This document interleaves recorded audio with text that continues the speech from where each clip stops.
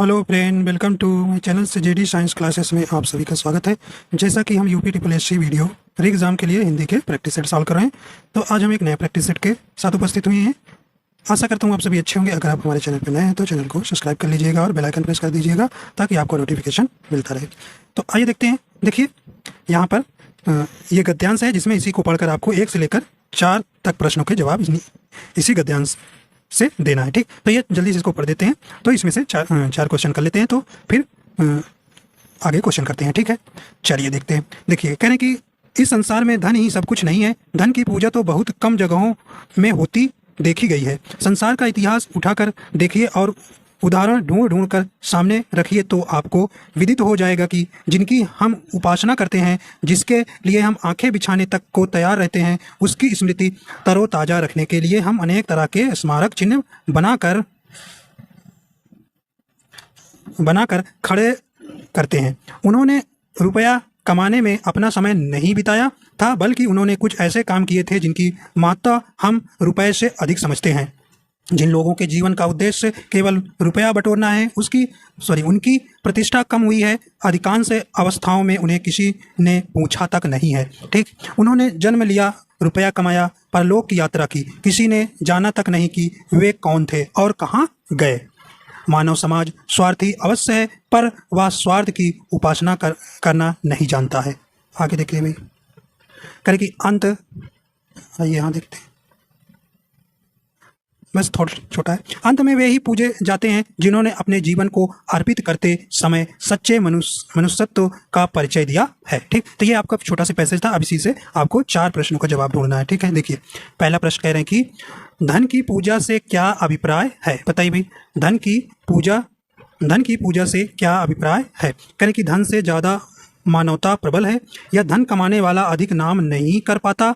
धन की पूजा व्यक्ति को स्वार्थी बनाती है। धन कमाने की अपेक्षा सच्चा मनुष्य होना ज़्यादा अच्छा है। बताइए भी कौन सा इसमें सही हो जाएगा। देखिए, तो इसका ऑप्शन आपने शुरू में ही पढ़ा था, तो ऑप्शन नंबर इसका बी हो जाएगा। धन की पूजा से अभिप्राय है धन कमाने वाला अधिक नाम नहीं कर पाता है। ठीक है, तो भी आपका सही हो जाएगा। आइए देखते हैं अगला। कहें कि उपर्युक्त गद्यांश के अनुसार संसार में किसी तरह के मनुष्य की पूजा होती है। किस तरह की मनुष्य की पूजा होती है। ए नंबर करें कि जो धनार्जन एवं त्याग दोनों करता है, जो पैसे को कल्याणकारी कार्यों में लगाता है, जो मानवता की सेवा में लगा रहता है, जो सच्चे मनुष्यत्व के लिए कार्य करता है। बताइए भी कौन सा हो जाएगा। तो उपयुक्त गद्यांश के अनुसार संसार में किस तरह के मनुष्य की पूजा होती है, तो किस तरह की, तो आपने पढ़ा था डी नंबर इसका सही हो जाएगा, जो सच्चे मनुष्यत्व के लिए कार्य करता है। ठीक,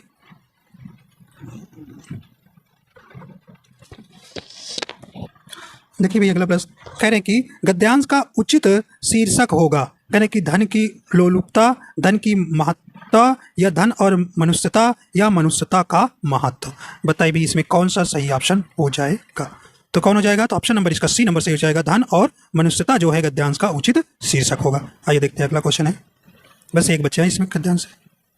आइए देखते हैं अगला। कह रहे हैं कि किनकी प्रतिष्ठा कम हुई है। देखिए किनकी प्रतिष्ठा पढ़े थे आप, किनकी कम हुई है। कह रहे हैं कि जिन्होंने जीवन का उद्देश्य रुपया बटोरना समझा है। ठीक है, चोर और अपराधियों की प्रतिष्ठा कम हुई है। मानव समाज स्वार्थी है, स्वार्थी व्यक्तियों की। बताइए भी कौन सा सही हो जाएगा। तो ऑप्शन नंबर इसका कौन सा हो जाएगा, ए नंबर सही हो जाएगा। जिनकी प्रतिष्ठा कम हुई है उसके लिए जिन्होंने जीवन का उद्देश्य रुपया बटोरना समझा है। ठीक, तो ए नंबर आपका सही हो जाएगा। आइए देखते हैं अगला प्रश्न है। अब देखिए यहाँ पे आपको बताना है, कहें कि निम्न में लघु स्वर आपको बताना है, मतलब कि हास्य स्वर जिन्हें कहते हैं और आपके दीर्घ स्वर होते हैं। तो यहाँ पे आपको लघु स्वर कौन सा है, तो बताइए। कह रहे हैं कि लघु माने छोटा होता है, कह रहे हैं कि बड़ी, बड़ाऊ, छोटा, औ। तो बताइए भाई, तो आपके लघु स्वर कितने होते हैं, 4 होते हैं। और दीर्घ स्वर कितने हैं, जिन्हें लघु स्वर को हास्य स्वर भी कहते हैं। और आपके दीर्घ स्वर कितने होते हैं, 7 होते हैं। तो इन्हीं को मिला के कुल 11 स्वर हो जाते हैं। ठीक, तो बताइए भाई यहाँ पे लघु स्वर आ जाएंगे, तो बताइए लघु स्वर कौन इसमें हो जाएगा। तो कौन सा हो जाएगा, तो ऑप्शन नंबर इसका सी नंबर सही हो जाएगा। छोटा आ जो है लघु स्वर है। तो लघु स्वर का कौन कौन होता है, छोटा आ होता है, छोटी ई होता है, छोटा ऊ होता है और री होता है। ठीक, तो ये आपके 4 जो है लघु स्वर या हास्य स्वर इन्हें कहते हैं। ठीक है, और 7 जो है आपके दीर्घ स्वर होते हैं। ठीक, इस प्रकार आपका सी नंबर सही हो जाएगा। आइए देखते हैं अगला क्वेश्चन। कह रहे हैं कि निम्नलिखित व्यंजनों में से कौन सा से व्यंजन का उच्चारण तालु से होता है। तो बताइए भाई कौन सा जो व्यंजन है आपका तालु से उच्चारण होता है। तो कौन सा हो जाएगा भी, तो ऑप्शन नंबर इसका सी नंबर सही हो जाएगा। जो छा है जो है आपका तालु से उच्चारण होता है।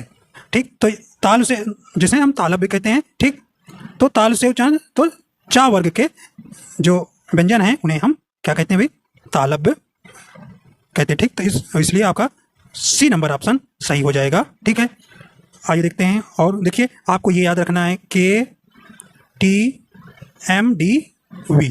ठीक है, कैसे, कंठ वर्ग, कंठ वर्ग मतलब का वर्ग आएगा। ठीक है, टी मतलब तालु वर्ग, चा वर्ग आएगा, और एम मतलब मूर्धन्य, मूर्धन्य आपका टा वर्ग आएगा। ठीक है, और डी मतलब दंतोष मतलब ता वर्ग आएगा, और वी मतलब ओष्ट मतलब पा वर्ग आएगा। ठीक है, तो इसको आप याद रखिएगा, KTMDV। ठीक है, तो आपका यहाँ सी नंबर सही हो जाएगा यहाँ। ठीक है, तालु जो है छा। ठीक, आइए अगला देखते हैं भाई, अगला देखते हैं। नेक्स्ट क्वेश्चन है 7 नंबर। चलिए, कह रहे हैं कि किस वर्ण का उच्चारण स्थान कंठ तालु से है? किस वर्ण का उच्चारण स्थान कंठ तालु है? बताइए, कंठ तालु है। कह रहे हैं कि हा है, छा है, ओ है, ऐ, तो बताइए भी कौन सा हो जाएगा? तो ऑप्शन नंबर इसका डी नंबर सही हो जाएगा। कंठ तालु जो है ऐ हो जाएगा। ठीक, तो इसके अंतर्गत कंठ तालब्य के अंतर्गत कौन से आते हैं? तो ए आता है भाई, आय आता है। ठीक, तो ऑप्शन नंबर इसका डी हो जाएगा। आइए और देखते हैं, जैसे आपसे पूछ ले तालब्य के अंतर्गत कौन आएगा? तालब्य के अंतर्गत आएगा तो छोटी ही आएगा, बड़ी ही आएगा। ठीक है, अगर कंठ से आपसे पूछ ले कौन सा स्वर आते हैं तो छोटा आ आता है और बड़ा आता है। ठीक है, और आपका कंठोष्ठ आ जाए तो ओ स्वर आ जाएगा और औ आ जाएगा। ठीक है, औ आ जाएगा। ठीक है भाई, और आपसे अगर पूछ ले यहीं पर कि मूर्धन्य पूछ ले तो आप री बताएंगे। ठीक है, मूर्धन्य किसके अंतर्गत आता है? तो री। ठीक, तो इस प्रकार आपको याद रखना है। ठीक है, चलिए आइए देखते हैं अगला क्वेश्चन है। नेक्स्ट क्वेश्चन कहने की महाप्राण ध्वनियां व्यंजन वर्ग में किससे संबंधित है? चलिए भाई बताइए। महाप्राण, देखिए आपके महाप्राण और अल्प प्राण होता है। कौन? महाप्राण और अल्प प्राण के अंतर्गत पूछ रहे हैं कौन से ध्वनियां। देखिए महाप्राण क्या होता है भाई? देखिए जिन व्यंजनों के उच्चारण में अधिक हवा निकले उसे हम महाप्राण कहते हैं। ठीक, देखिए हर वर्ग का दूसरा चौथा जो व्यंजन क्या कहलाता है? महाप्राण कहलाता है, महाप्राण कहलाता है। तो ऑप्शन नंबर देखिए भाई कौन सा हो जाएगा? सी नंबर सही हो जाएगा। तो हर वर्ग का व्यंजन जो है दूसरा और चौथा आपका कौन सा कहलाता है? महाप्राण के अंतर्गत आता है। ठीक है, आपका जैसे दूसरा में खा आ जाएगा और चौथा में घा। दिखेंगे बोलने पे खा तो आवाज ज्यादा निकल रही, वायु ज्यादा निकल रही है। ठीक, तो इस प्रकार आपको याद रखिएगा, महाप्राण में दूसरा और चौथा व्यंजन आता है। ओके, आइए देखते हैं अल्प प्राण। भाई देखिए अल्प प्राण में कह रहे कि जिन व्यंजनों के उच्चारण में कम हवा निकले उसे अल्प प्राण कहते हैं, जैसे क, ग, अंग। तो इसमें देखिए आप बोलेंगे तो इनमें हवा कम निकलेगा। तो इस प्रकार आपका देखिए अल्प प्राण के अंतर्गत कौन आएगा? हर वर्ग का पहला, तीसरा और पांचवा व्यंजन आएगा। ठीक है, तो अल्प प्राण के अंतर्गत हर वर्ग का पहला, तीसरा और पांचवा व्यंजन आएगा। ठीक है, ठीक, जैसे का हो गया, गा हो गया, अंगा हो गया। ठीक है, आइए आगे चलते हैं। अगला है कहने कि सभी स्पर्श व्यंजन कौन से समूह से हैं? कहने कि काराला, या सा दारा, या का चापादा, या हा सा रा बा। तो कौन सा हो जाएगा? तो स्पर्श व्यंजन कौन सा हो जाएगा? तो 9 नंबर का आपका कौन सा हो जाएगा भी? तो ऑप्शन नंबर इसका कौन हो जाएगा? सी नंबर सही हो जाएगा, का चा प दा। ठीक, देखिए स्पर्श व्यंजन कितने होते हैं आपसे पूछे तो कितने होते हैं? 25 होते हैं ना। तो आप तो यहाँ पर स्पर्श व्यंजन कौन सा समूह आपसे पूछ रहा था ना, तो ये स्पर्श व्यंजन के आपका सी नंबर सही हो जाएगा। ठीक, तो स्पर्श व्यंजनों की संख्या कितनी है? कुल 25 है। ठीक है, चलिए आगे चलते हैं। पहले कि निम्न में से योग ऋण शब्द बताइए। तो योग ऋण शब्द आपको यहाँ पर बताना है, योग ऋण शब्द आपको बताना है। चलिए देखिए, कहने कि निम्न में से योग ऋण शब्द आपको बताना है। कहने कि गिरिधर है, अनपढ़ है, बैल है या पल है।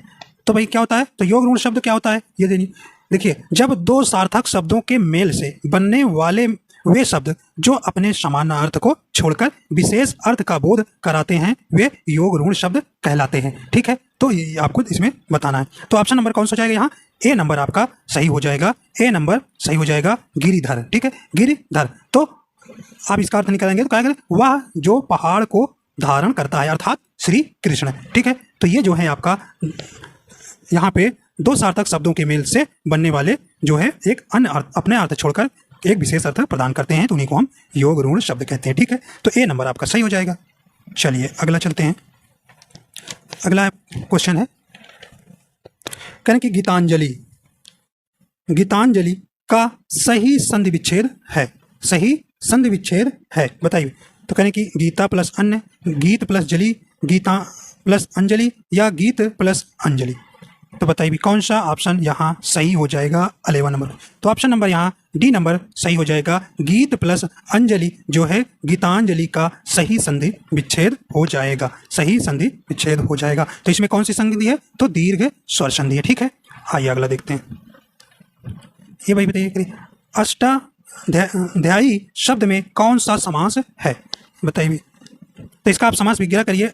अष्टाध्यायी तो आप क्या करेंगे, 8 अध्यायों का समाहार। तो भैया जिसमें नंबर आता है, तो इसमें 8 आ रहा है, तो नंबर किसमें कौन से समास में आता है, तो आप ऐसे पता कर लेंगे। तो कह रहे हैं कि किसमें आता है, तो आपका बी नंबर सही हो जाएगा, द्विगु समास में। ठीक, तो ए बी नंबर आपका सही हो जाएगा। ठीक है, बहुब्रीहि समास आप जानते हैं, या जो है अपने समान शब्दों को छोड़कर किसी अन्य का अर्थ प्रदान करता है, उसे हम क्या कहते हैं, बहुब्रीहि समास कहते हैं। ठीक है, इसमें जिसमें बहुब्रीहि समास में कोई पद प्रधान नहीं होता है। ठीक है, तो कर्मधारय समास क्या होता है भाई, कर्मधारय समास आप जानते हैं, कर्मधारय में इसका प्रथम पद विशेषण होता है और अंतिम पद क्या होता है, संज्ञा होता है, या दोनों पद विशेषण होता है। ठीक है, तो इसे कर्मधारय कहते हैं। ठीक है, चलिए अगला है, प्रत्यार्पण शब्द में उपसर्ग आपको यहाँ बताना है। चलिए बताइए, तो कौन सा हो जाएगा, करेंगे प्र होगा, प्रति होगा, प्रत्यय होगा, पर होगा।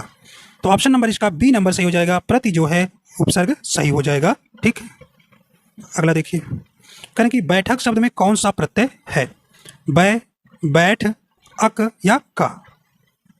डी नंबर बताइए भी कौन सा हो जाएगा। तो बैठक में कौन सा प्रत्यय हो जाएगा, तो ऑप्शन नंबर इसका डी सही हो जाएगा। का जो है बैठक में प्रत्यय है। तो प्रत्यय कहाँ लगते हैं, किसी मूल शब्द के बाद में लगते हैं। अगला है, कहें कि निम्नलिखित शब्दों में से नया का तत्सम रूप है, कौन सा हो जाएगा। तो ऑप्शन नंबर नया का तत्सम क्या हो जाएगा, न पे हो जाएगा। तो ए नंबर आपका सही हो जाएगा। ठीक है, अगला है, कपाट का तद्भव शब्द है, बताइए कपाट का तद्भव शब्द है। कह रहे कि कपड़ा, किवाड़, कोटा, कमर। तो कौन सा हो जाएगा भाई, तो 16 का ऑप्शन नंबर बी नंबर सही हो जाएगा, जो है कपाट का तद्भव शब्द किवाड़ हो जाएगा। तो ऑप्शन नंबर इसका बी सही हो जाएगा, बी सही हो जाएगा। अगर कपड़ा का आपका तत्सम पूछेगा तो कपड़ा का तत्सम क्या होता है, करपट होता है, करपट होता है। ठीक है, चलिए आगे अगला देखिए, करें निम्न में कौन सा शब्द देशज है, बताइए देशज शब्द कौन सा है। देशज मतलब जो अपने किसी स्वयं के देश से ऐसे ही शब्द जो है उत्पन्न हो जाते हैं और उनको पता भी नहीं चलता है। चलिए बताइए, तो कौन सा कहने की, तारीख, मकान, लाठी, अस्पताल, कौन सा हो जाएगा। तो ऑप्शन नंबर इसका सी नंबर सही हो जाएगा, लाठी जो है शब्द देशज शब्द है। ठीक है, देखिए फिर भाई तारीख क्या है, मकान कहाँ से आया, तो देखिए मकान जो है अरबी भाषा का शब्द है। कौन सा, अरबी भाषा का शब्द है। तारीख ये भी आपका अरबी भाषा का शब्द है। अस्पताल जो है ये अंग्रेजी भाषा का शब्द है। ठीक है, तो इस प्रकार आपको याद रखना। आइए अगला चलते हैं। चलिए भाई अगला बताइए, कह रहे निम्न में कौन सा शब्द विदेशी है। चलिए विदेशी शब्द का आपको यहाँ पहचानना है। 18 नंबर का प्रश्न कौन सा हो जाएगा, करें चकमा, फूलना, लतपथ, कूपन, कौन सा हो जाएगा 18 नंबर का। तो देखिए भाई, तो विदेशी शब्द, तो ऑप्शन नंबर कौन सा हो जाएगा, डी नंबर सही हो जाएगा। कूपन जो है आपका विदेशी शब्द है। देखिए कूपन कहाँ से आया है, ये फ्रांसी भाषा का शब्द है। ठीक है, आइए अगला देखते हैं। नेक्स्ट क्वेश्चन है, देखिए भी अगला क्वेश्चन कहने की, जिन संज्ञाओं से एक ही प्रकार की वस्तुओं अथवा व्यक्तियों का बोध हो उसे कहते हैं। व्यक्तिवाचक संज्ञा, जातिवाचक संज्ञा, भाववाचक संज्ञा, द्रव्यवाचक संज्ञा। तो संज्ञा आप जानते हैं 5 प्रकार की होती है। बताइए इसमें कौन सी होती है, कौन सा हो जाएगा। तो ऑप्शन नंबर इसका बी नंबर सही हो जाएगा, जातिवाचक संज्ञा। तो कहने की जिन संज्ञाओं से एक ही प्रकार की वस्तुओं अथवा व्यक्तियों का बोध हो उसे हम जातिवाचक संज्ञा कहते हैं। तो ऑप्शन नंबर बी नंबर सही हो जाएगा। अगला है, निम्न में से सर्वनाम बताइए कौन था। तो सर्वनाम के कितने भेद होते हैं भाई? 6 भेद होते हैं। तो बताइए सर्वनाम शब्द है, कहें कि राकेश, रामचरितमानस, गोदावरी या वाह। तो कौन सा हो जाएगा? तो ऑप्शन नंबर इसका डी नंबर सही हो जाएगा। वह जो है आपका सर्वनाम शब्द है। चलिए अगला देखते हैं। अगला है, निम्न में से विशेषण शब्द है, बताइए विशेषण शब्द है, करें कि उपासना, उद्गार, आयत लोचना या वंदना। बताइए इसमें आपके विशेषण कितने होते हैं? 4 प्रकार के होते हैं। बताइए कौन सा हो जाएगा इसमें आपका? तो 21 नंबर का कौन सा हो जाएगा? तो ऑप्शन नंबर इसका सी नंबर सही हो जाएगा। आयत लोचना जो है आपका विशेषण शब्द है। अगला देखिए, करें निम्न में से प्रेरणार्थक क्रिया है, तो बताइए प्रेरणार्थक क्रिया कौन सा हो जाएगा इसमें? करें कि पढ़ना, चलना, लिखवाना या देना। तो कौन भाई? किसी के द्वारा करवाना वो प्रेरणार्थक क्रिया कहते हैं। तो ऑप्शन यहाँ तो सी नंबर से हो जाएगा, लिखवाना। ठीक है, तो लिखवाना जो है आपकी प्रेरणार्थक क्रिया हो जाएगी। अगला है, निम्न में से अव्यय है, दक्षिण, रूस, राधा, मानो। तो कौन सा हो जाएगा भी? करें कि अव्यय, बताइए भी। तो अव्यय क्या हो जाएगा? तो अव्यय वही शब्द होते हैं जिनमें पुरुष, कारक, लिंग का आदि का प्रभाव नहीं पड़ता, उन्हें हम अव्यय कहते हैं। तो अव्यय भी आपके 4 प्रकार के होते हैं। तो बताइए कौन सा हो जाएगा सही ऑप्शन? तो कौन सा हो जाएगा? डी नंबर सही हो जाएगा। मानो जो है आपका अव्यय है। अगला है, आग शब्द का पर्यायवाची है, करें कि पुंडरीक है, वैश्वानर है, सैंधव है या शक्र है। बताइए भी कौन सा सही हो जाएगा? कौन सा यहाँ पे सही हो जाएगा? चलिए, तो आग का पर्यायवाची आपका ऑप्शन नंबर यहाँ पे 24 का बी नंबर सही हो जाएगा। वैश्वानर जो है आग का पर्यायवाची है। ठीक, आग का पर्यायवाची और है, जैसे अनल भी आप कहते हैं, अनल है, पावक है, कृषाणु है, कृषाणु है, अग्नि आप जानते हैं, दहन जानते हैं, ज्वलन। देखिए जो जो आपका पता है वो, धूमकेतु भी कहते हैं, धूमकेतु, हुतासन भी कहते हैं अग्नि को, हुतासन, और सूची भी कहते हैं। क्या भाई? सूची। ठीक है, ये कुछ है अग्नि के, आग के पर्यायवाची हैं। ठीक है, अब देखिए भाई, ये पुंडरीक भी किसका पर्यायवाची है? तो पुंडरीक किसका है? कमल का है। किसका? कमल का पर्यायवाची है। और देखिए सैंधव आप किसका है? ये घोड़ा का है। और शक्र किसका है? तो शक्र भी इंद्र का है। किसका है? इंद्र का पर्यायवाची है। ठीक है, आइए आगे चलते हैं।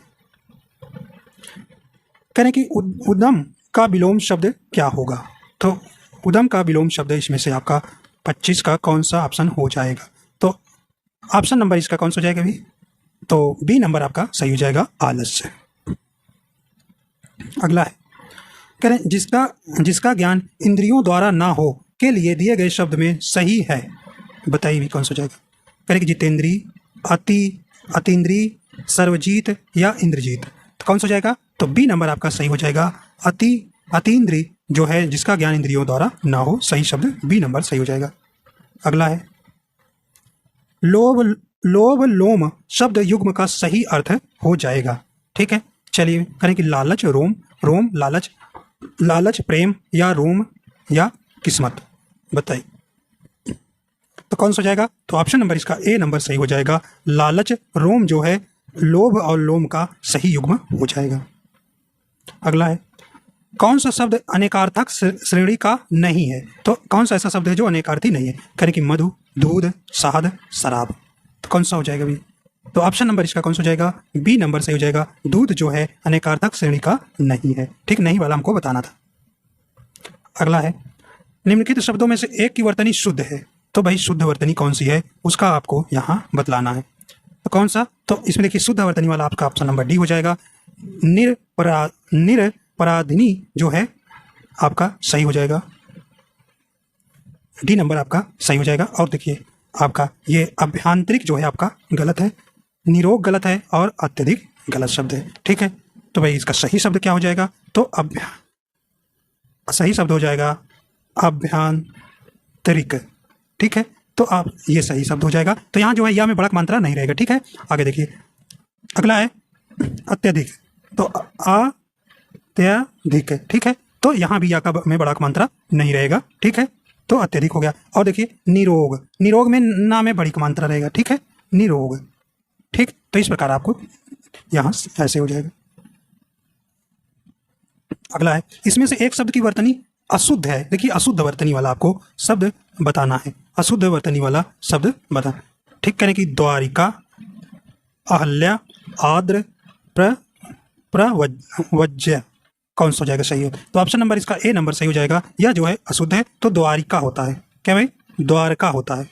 ठीक, तो शब्द शुद्ध शब्द क्या होगा? द्वारका। आइए अगला देखते हैं। अगला है, निम्न में संबोधन कारक का परसर्ग कौन सा है? संबोधन का कौन सा हो जाएगा? आसान क्वेश्चन है भी। कौन सा हो जाएगा? तो ऑप्शन नंबर इसका बी नंबर सही हो जाएगा, भो। अगला है, पुल्लिंग वाचक शब्द है तो पुल्लिंग आपको यहाँ पर बताना है। कहने कैमरा है, पायल, प्लेट, तलवार। तो कौन सा हो जाएगा भी सही ऑप्शन? तो ऑप्शन नंबर देखिए, कैमरा जो है अच्छा होता है, सही बैठ रहा है, तो ऑप्शन नंबर ए हो जाएगा। ठीक, और देखिए पायल और प्लेट, तलवार जो है आपके कैसे हो जाएंगे? ये स्त्रीलिंग हो जाएंगे। ठीक है, तो आपका ए नंबर सही हो जाएगा। पुल्लिंग जो है कैमरा है। अगला है, निम्नलिखित शब्दों में से एक स्त्रीलिंग शब्द है, बताइए कौन सा स्त्रीलिंग शब्द है?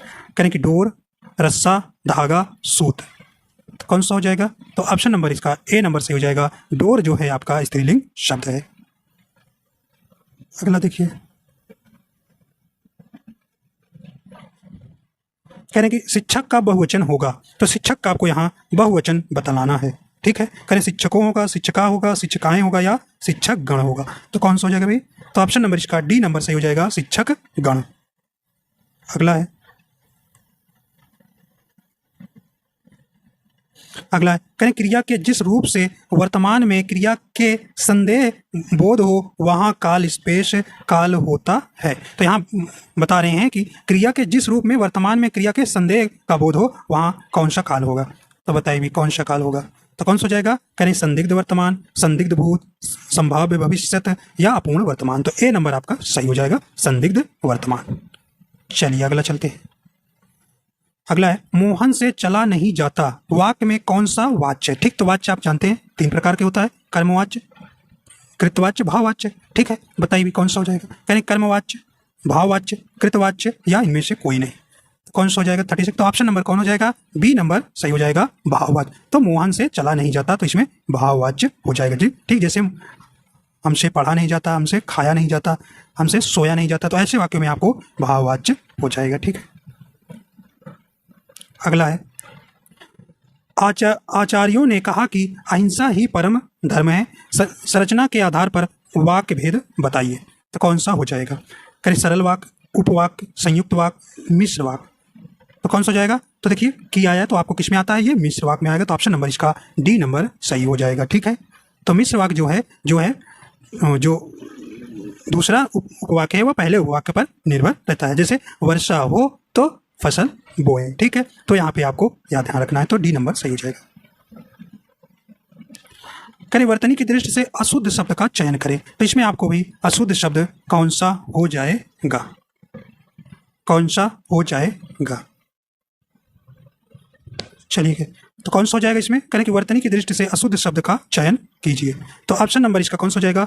ए नंबर जो है आपका अशुद्ध शब्द है। ठीक, परमार्थ और देखिए सूर्योदय, आशीर्वाद और महर्षि जो है आपका शुद्ध है। ठीक, अगला देखिए, अगला है, पाद बिंदु कौन है? तो पाद बिंदु आपको इसमें से बताना है कौन सा हो जाएगा। तो ऑप्शन नंबर इसका बी नंबर सही हो जाएगा, जो है बी नंबर से जो है आपका पाद बिंदु हो जाएगा। आइए अगला देखते हैं। कह रहे कि कीचड़ उछालना मुहावरा का सही अर्थ बताना है।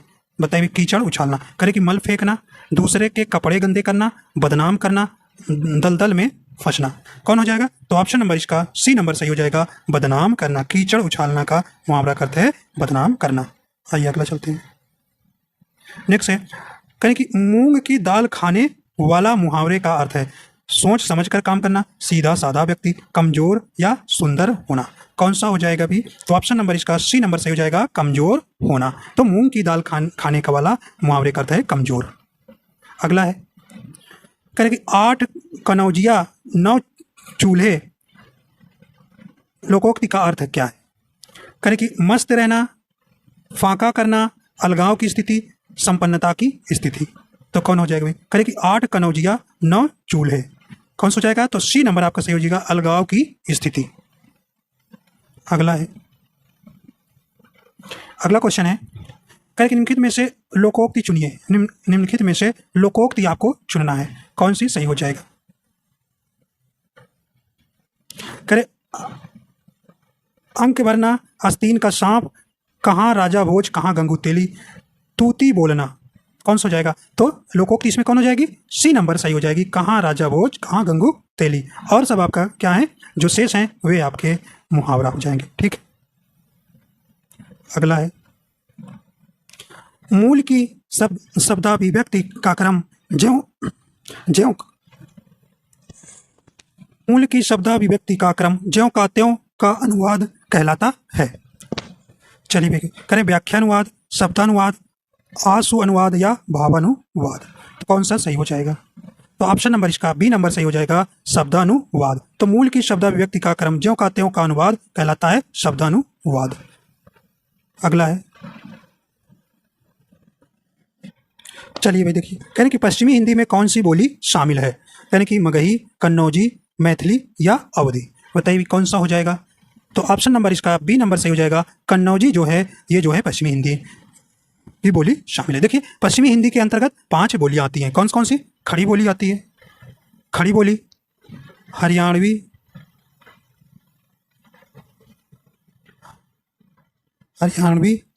ब्रजभाषा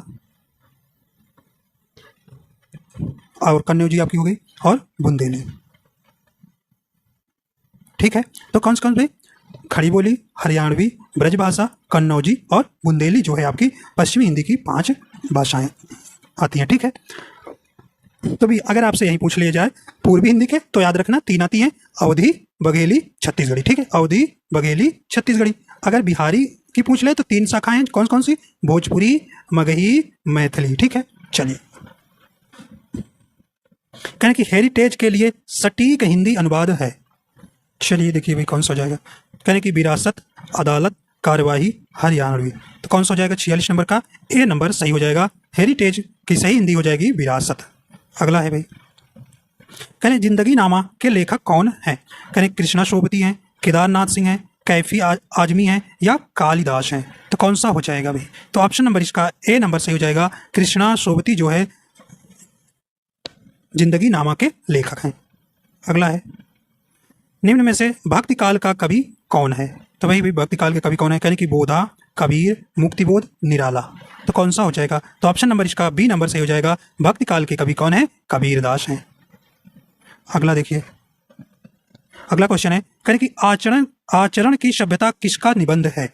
तो आचरण की सभ्यता किसका निबंध है? बताइए कौन सा हो जाएगा? तो आपका कहने की महावीर प्रसाद द्विवेदी, सरदार पूर्ण सिंह, रामचंद्र शुक्ल या पद्म सिंह। तो कौन सा हो जाएगा? तो बी नंबर सही हो जाएगा, सरदार पूर्ण सिंह हो जाएगा। तो बी नंबर आपका सही हो जाएगा।